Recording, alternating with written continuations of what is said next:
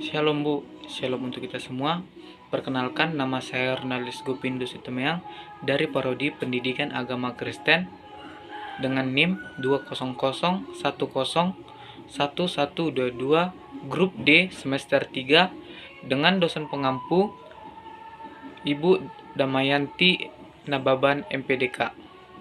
Di sini saya akan menjelaskan sedikit tentang perbedaan individu yang menyebabkan perbedaan hasil belajar. Perbedaan individu. Perbedaan individual di antara anak didik merupakan hal yang tidak mungkin dihindari, karena hampir tidak ada kesamaan yang dimiliki oleh manusia kecuali perbedaan itu sendiri.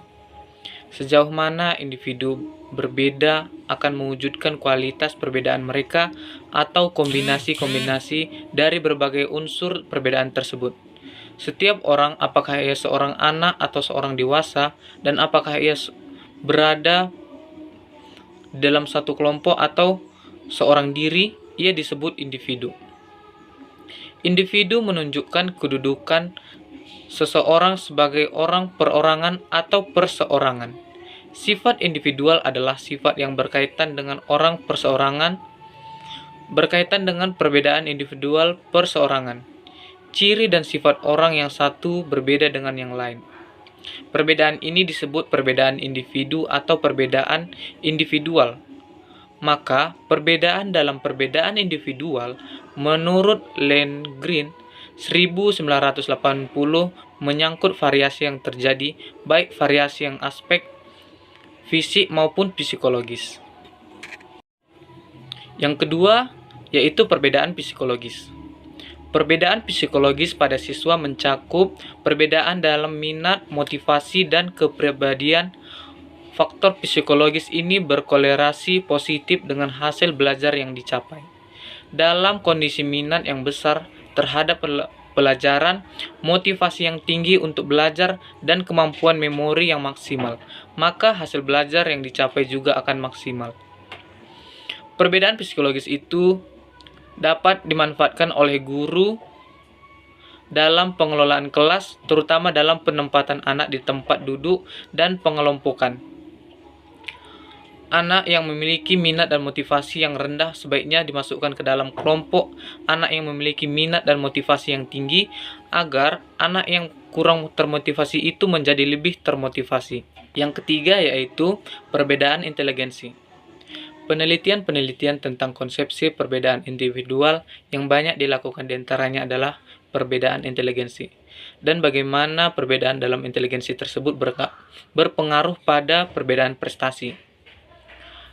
Dalila Turhusna dan Saumi Salatun volume 2 nomor 1 Maret 2020 35. Perbedaan inteligensi ini terutama berkaitan dengan perolehan belajar. Menurut Ackerman, dalam Berliner dan Calvi, proses perolehan belajar itu tersusun dari 3 fase yang masing-masing membutuhkan kemampuan intelektual berbeda-beda, yaitu fase kognitif, asosiatif, dan otonomi. Salah satu ciri kematangan intelektual siswa adalah kemampuannya mentoleransi ketidakpastian, menahan persetujuan, kemampuan untuk menghadapi kontradiksi, serta mengakui manfaat atas konsep dan pendapat yang berlawanan tanpa skeptisme dan rivalitas. Orang yang sudah matang intelektualnya tidak akan mengembangkan sikap antagonistik ketika terjadi perbedaan pendapat. Teori pembelajaran dan perbedaan gaya belajar. Yang pertama yaitu perspektif dan teori pembelajaran. Mengkaji tentang teori pembelajaran sangat bermanfaat bagi guru untuk mempertimbangkan berbagai teori belajar untuk keperluan mengajar, mengidentifikasi prinsip-prinsip pembelajaran, dan memahami bagaimana perbedaan individu mempengaruhi proses belajar. Ada berbagai teori tentang bagaimana siswa belajar, yaitu pertama, teori simulasi sensorik.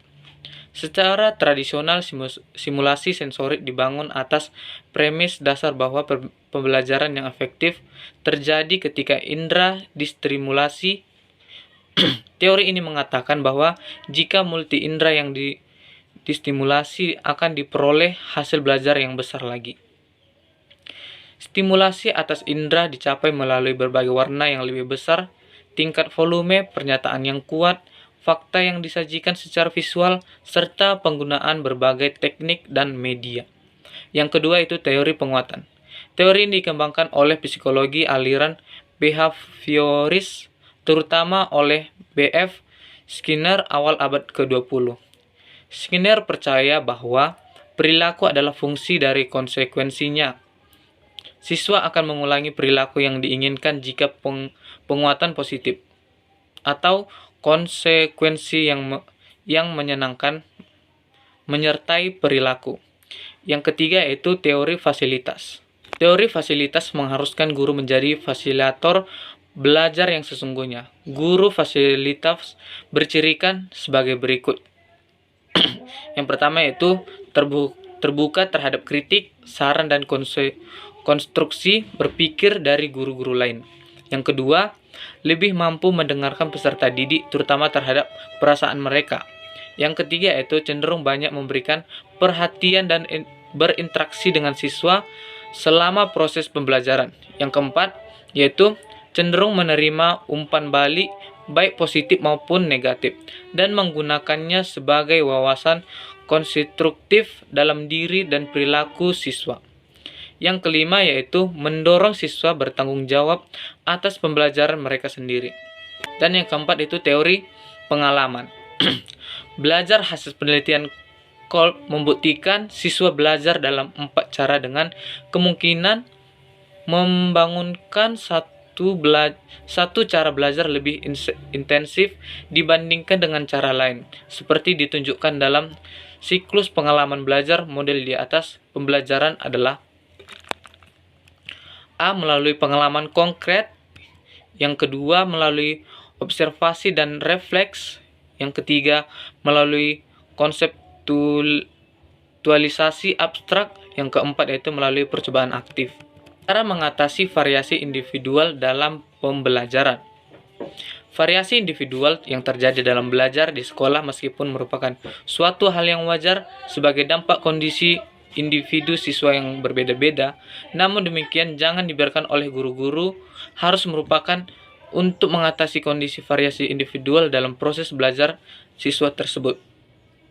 Sebab jika dibiarkan sudah pasti akan terjadi perbedaan hasil belajar antara siswa secara mencolok, yang akibatnya gurunya juga dinilai tidak berhasil dalam mengajar karena rata-rata pencapaian hasil belajar siswanya rendah. Oleh karena itu, untuk mengatasi variasi individu dalam belajar di sekolah yang berdasarkan sistem pengajaran klasikal tersebut pertama kali harus diatasi dengan menyelenggarakan sistem pengajaran individual, yaitu cara melaksanakan pengajaran yang berupaya memperhatikan atau melayani setiap individu siswa sesuai dengan tingkat kemampuannya. Jadi kesimpulannya yaitu manusia adalah makhluk yang dipandang dari berbagai sudut pandang. Sejak ratusan tahun sebelum Masehi, manusia telah menjadi objek filsafat, baik objek formal yang mempersoalkan hakikat manusia maupun objek material yang mempersoalkan manusia sebagai apa adanya manusia dengan berbagai kondisinya. Perbedaan individu diantaranya perbedaan kognitif, perbedaan kecakupan bahasa, perbedaan kecakupan motorik, perbedaan latar belakang, perbedaan bakat, perbedaan kesiapan belajar, perbedaan tingkat pencapaian, perbedaan lingkungan, keluarga, latar belakang budaya dan etnis, dan faktor pendidikan. Demikianlah video hasil perbedaan individu yang menyebabkan perbedaan hasil belajar dari saya.